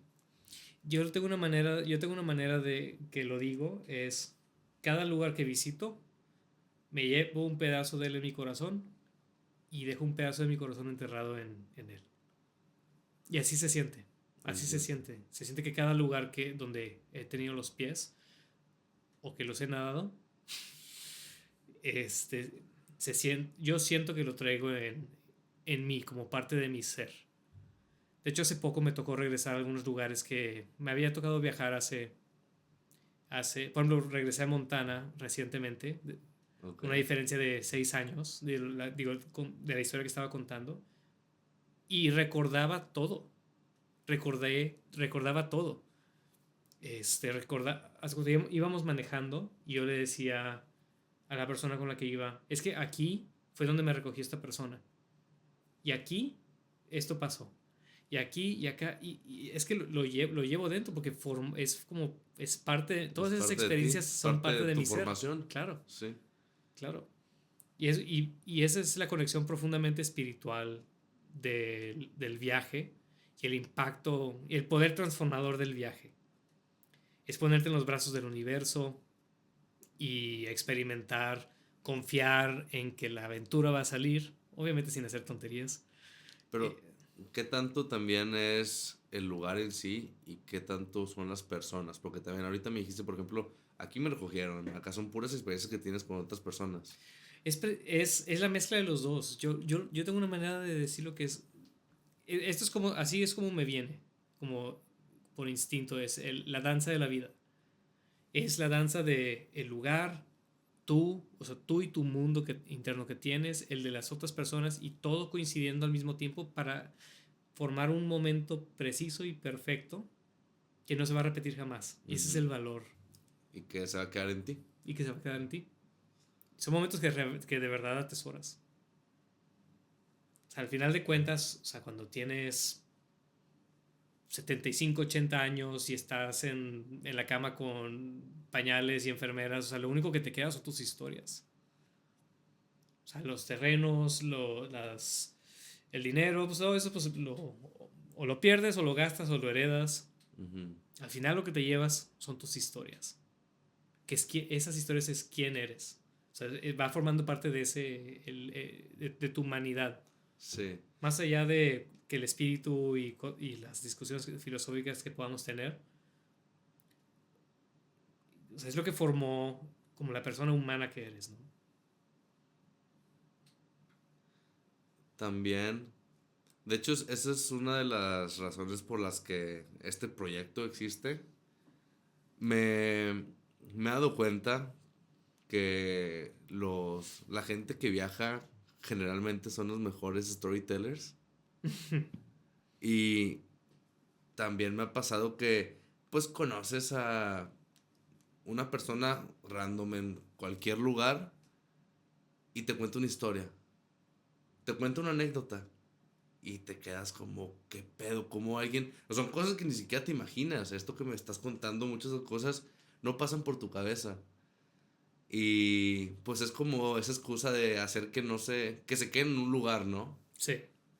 Y pues esto es donde nace este proyecto realmente, el tratar de conservar esas historias y pues dejarlas plasmadas, ¿no? Sí, y yo creo que también inspirar a otros para que busquen las suyas, Mm, ¿no? sí, 100%. A mí frecuentemente, digo, porque yo también siempre entro con las historias, ¿no? Porque es como, pues me gusta, me encanta compartirlas. ¿Sí? O sea, Sí. me encanta compartirlas. Y también, pues, y mucha gente, y pues el entusiasmo se le pega a otra gente y pues, se me empiezan a contar sus historias de viaje y así. Y obviamente no todos son tan extremos como yo, no todos son tan... y ahora, que yo me considero como a la mitad de la barra, ¿eh? Ujú. Porque yo también conozco gente que ha tenido experiencias mucho más locas que yo y me llenan de envidia. Es que sí, pero también siento que, o sea, yo por ejemplo también me considero con algunas personas como, ay, sí, el que le vale madres o el que sí se avienta, pero luego, por ejemplo, escucho las historias que me has contado, tanto aquí adentro como fuera de esta grabación, y sí digo, ah, cabrón, soy de los pocos, y a ti también te Sí, pasa lo mismo. sí, sí. De hecho, me encanta conocer gente así porque, o sea, te humilla, o sea, Ajá, te recuerda como cuál es tu... No, no de que hay una jerarquía, pero de que, o sea, de que siempre hay más mundo y siempre hay más ujú, experiencias. sí, Y, o sea, al final de cuentas, experiencias son personales, ¿no? Y es de acuerdo a la persona que eres. Y eso es algo que yo le digo mucho a la gente, como que no tiene...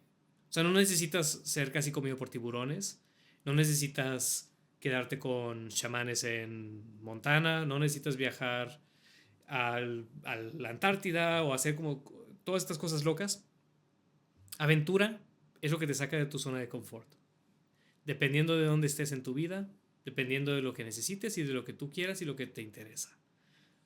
Entonces, o sea, hay gente para la cual irse un viaje solo a Europa, que es un destino relativamente seguro, ujú, es una aventura. ujú, Y no le quitan, y no tiene más ni menos mérito que lo que hago yo contra lo que la aventura de otra persona. Entonces, es algo que yo siempre he hecho como un poquito como mi misión, es estimular en otros a través de mi ejemplo. O sea, tratar de infectar a otros de ese espíritu aventurero. O ok, sea, que busquen aventarse a la aventura de su vida para, para ellos mismos, por ellos mismos.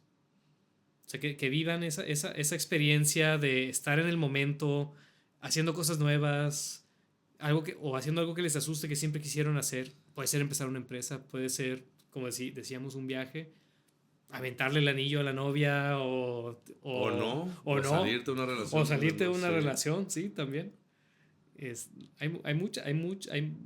La aventura es fluida, sí. ¿no?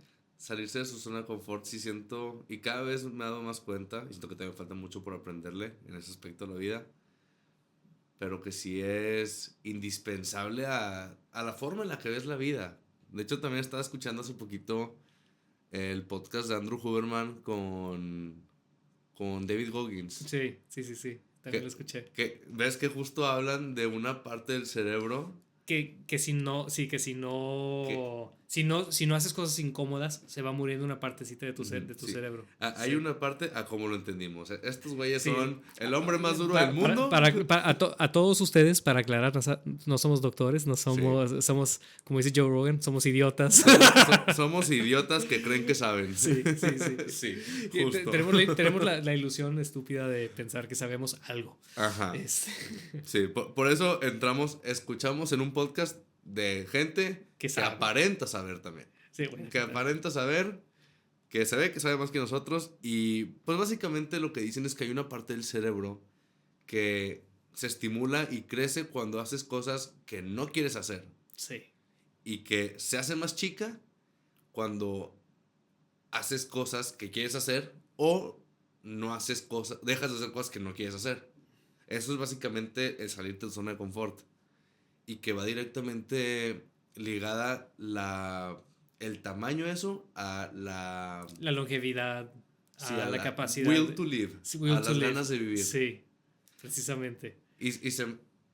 Y eso me impactó mucho, sí. Digo, ya tengo más de haber escuchado, desde antes de haber escuchado ese capítulo, siempre me ha... Has tenido la intuición de que hay algo salte de tu así. zona de confort. Sí. Y es algo que estoy tratando de hacer de muchas formas. Esto es una forma de hacerlo. Claro. Sí, sí, sí. Pero también se vuelve como una droga, ¿no? Ahora quiero más. Esto ya estoy cómodo. Sí. Ajá, antes yo era enfrente de una cámara, ¿cómo lo voy a hacer? Ahorita ya estoy cómodo. ¿Qué sigue? Precisamente por eso me tardé tanto en abrir el canal de YouTube. Es un O sea, pedo. güey, es que digo, te contaba digo, fuera del podcast, ¿no? Que empecé a viajar hace 8 años y pues las cosas que me ha tocado vivir en esos 8 años, o sea, viviendo a la aventura y en lugares, viviendo cosas únicas, en lugares que no son fáciles de acceder o en oportunidades o bajo oportunidades que no son difíciles de conseguir o que eran realmente únicas. O sea, viajar con chamanes en Guatemala. Con mis amigos chamanes allá en los Akihab en Guatemala y no grabarlo para mostrarlo. Sí. Yo tomé notas para un libro que estoy escribiendo. Entonces, en ese sentido, sí lo documenté. Pero, pues nada costaba meterle también un poquito de video, ¿no? Sí. O sea, y realmente fue como por... Irónicamente, al aventurero le dio miedo abrir el canal de YouTube. O sea, es algo que con lo que siempre lidias. O sea, es algo que nunca... No es un miedo que resuelves, vaya. No se vuelve más fácil salirse de la zona de confort. Simplemente Sí. Cambia tu tolerancia. Exactamente. Y te vas a otros lados ay, digo, por un ejemplo medio estúpido, yo no estoy dispuesto a comer esta comida. Que puede sonar algo muy tonto. Ujú. Ni siquiera se me ocurre un ejemplo porque yo como de todo.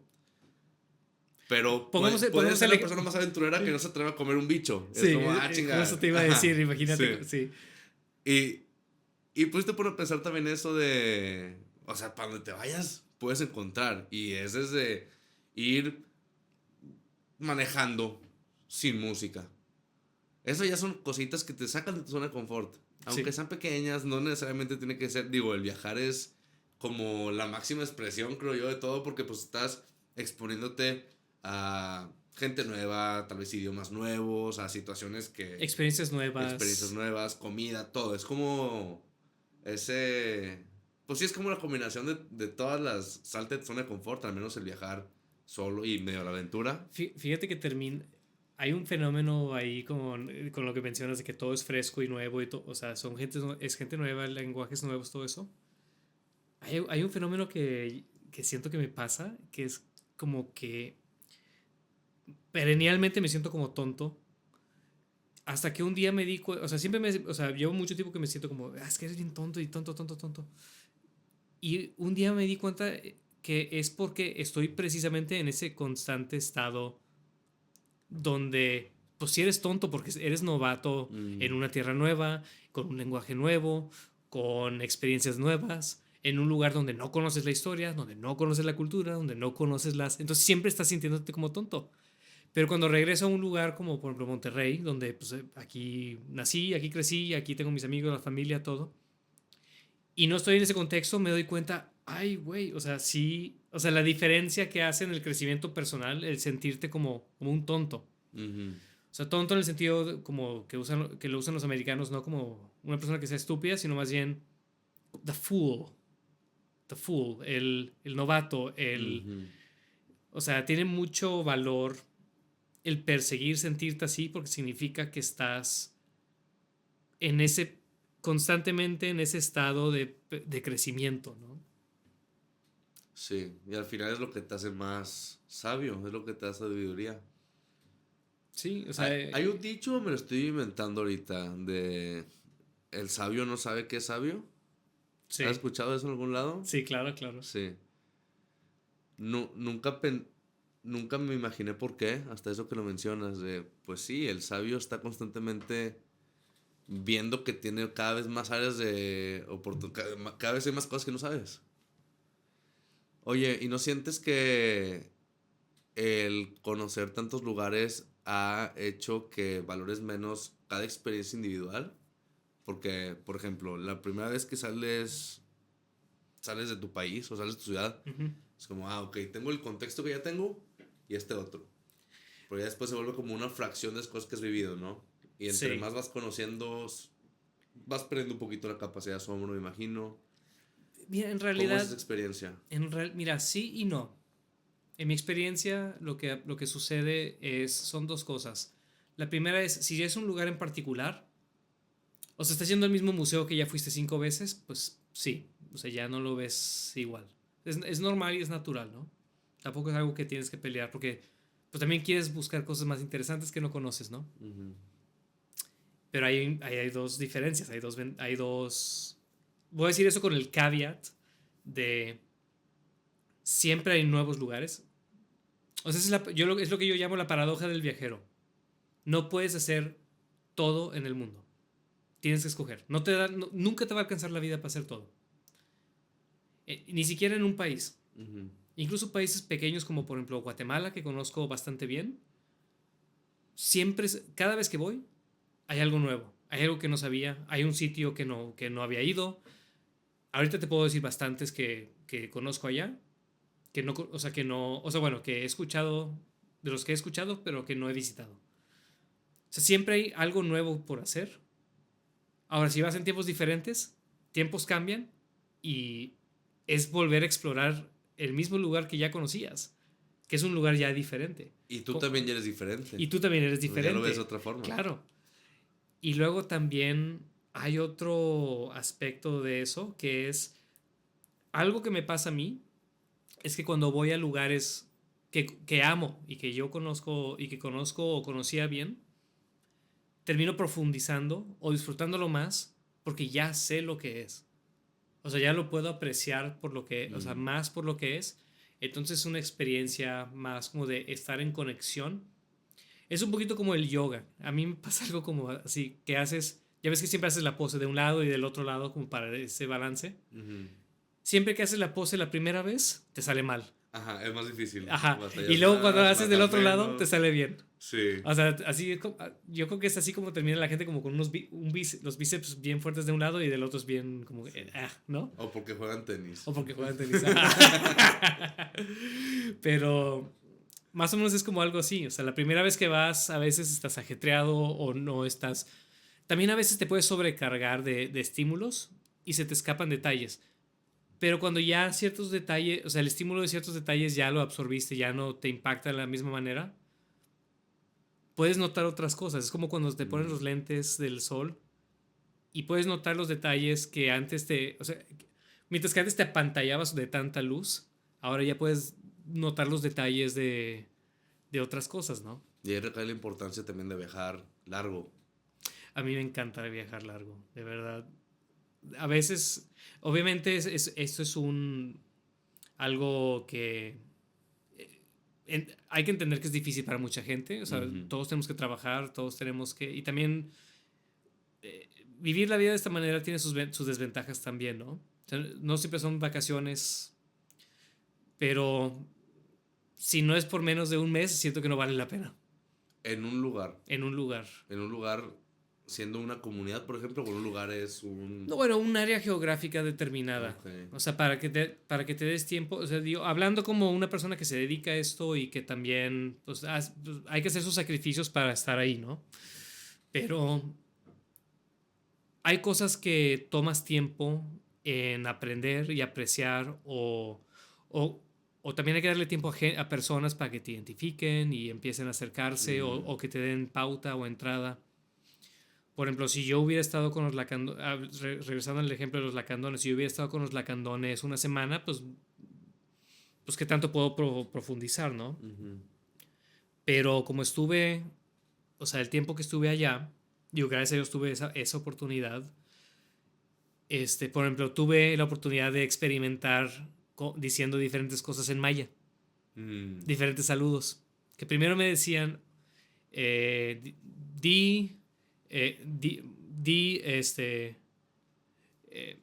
Pinhuacá, que significa ¿ya te vas? Y ese es como el saludo, como para que la gente empiece como a identificarte y que saludes a la gente en su propio lenguaje y pues abras esa puerta, ¿no? Y luego salía de allá de donde estaba ahí en la comunidad y le decía a la gente, Binhuacá, Binhuacá, y me contestaban, Birinca, y se iban. ¿Por qué? Mm, Porque Binhuacá significa, ¿ya te vas? Entonces me decían, mm, ya me voy, y se iban. Entonces ya, no podía platicar. ya. Pero, y estuve experimentando con diferentes maneras como de saludos o tratando de aprender algunas palabras hasta que aprendí a decir King War. King War. Ki, digo, seguro, obviamente no lo estoy pronunciando muy mal, porque la pronunciación en maya es muy complicada, pero King War significa estás feliz. Mm, Y cuando le empecé a preguntar a la gente King War, me, me decían Vinny Wall, o sea, sí, estoy feliz. Oye, ¿con quién te estás quedando? ¿Y de dónde eres? Y ya se ya. interesaba, ¿no? Sí, es como ese otro filtro. Sí, claro, porque Sí. ya ven, esta es una persona que está en la comunidad, tiene un acceso, ¿no? O sea, no es un turista que nada más viene pues, a quedarse una noche Ujú. y lavarse el pelo con shampoo y tirarlo en el río, no sé lo que hagan los turistas, ¿no? Sí. Pero, o sea, les estás comunicando que te interesa la cultura, que te interesa el lugar, tanto que estás buscando una manera como de conectar y Ujú. se abren y te dan esa pauta, ¿no? Y todo con una palabra, realmente. O sea, Sí, es como esa forma de mostrar de, a ver, estoy aprendiendo. sí, Estoy aprendiendo, sé cómo se comunican, ya estoy empezando a entender cómo se comunican. claro. Pero es por darme esa oportunidad de estar allá el tiempo que necesitaba para que esas oportunidades empezaran a salir, Mm. para darme esa oportunidad de cometer los errores que tenía que cometer, para aprender y adaptarme. Obviamente esto es algo que yo les recomendaría que todos deben de hacer por lo menos una vez en su vida. Ir a la selva de la Candona. Bueno, ir a la selva de la Candona, sí. Ok. Shameless plug. No, pero viajar largo, hacer un viaje largo a un lugar donde nadie te conoce, donde te salgas de tu zona de confort y o sea, y un viaje que quieras hacer, ¿no? Buscar la manera de hacerlo de acuerdo a tus circunstancias. Si lo que pudiste juntar de vacaciones fueron 2 semanas, pues fueron 2 semanas. Pero que sean las mejores 2 semanas que Sí. puedes pasar. Si eres estudiante y tienes veranos, date la oportunidad. Si estás entre trabajos, date la oportunidad. O incluso si tienes trabajo, digo, hay muchas empresas que son flexibles, puedes tratar de negociar tal vez algunos días algunos días no pagados. Hay maneras de hacerlo, ¿no? Trabajo en línea, ahorita que ya se abren más oportunidades en ese aspecto con Sí, claro, Zoom y trabajo en después del línea. COVID. Sí, hay muchas maneras. Pero especialmente aquellos de ustedes que nos están escuchando que o sea, están en esa etapa de la flor de la juventud, que una persona en esta mesa ya la pasó y no soy yo.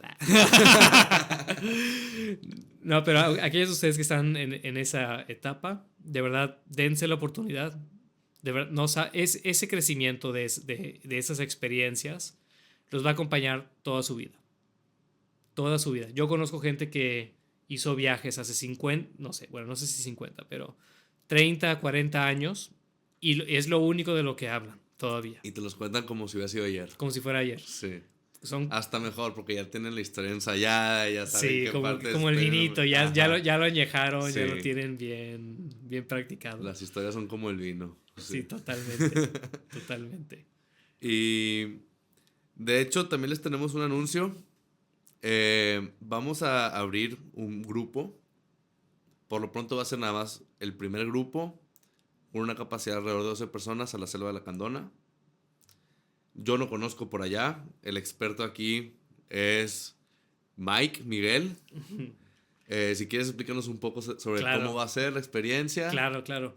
Pues precisamente, como estuve tanto tiempo por allá y habiendo habiendo tenido experiencia de la belleza de la selva y viendo también los beneficios para la comunidad y para la selva de concientizar a las personas bueno, que tengan experiencia de la selva y también el beneficio que es llevar gente a la selva lacandona, con los lacandones específicamente. Decidimos organizar un grupo, un grupo selecto, los 10 discípulos, los 12 discípulos, para que vayamos todos a tener una experiencia única en nuestras vidas.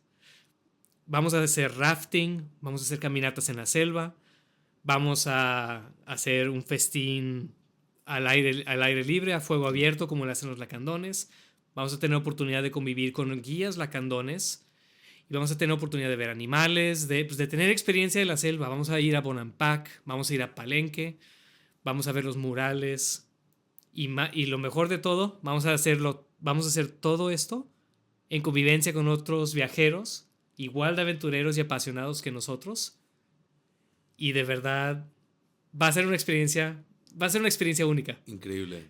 Yo llevo mucho tiempo que quiero empezar a organizar estos grupos. Esta es la primera vez que estamos organizando este grupo. Seguro van a venir más. Aquí haciendo mancuerna con el poderoso. Qué gusto. El poderoso Kiko Higa.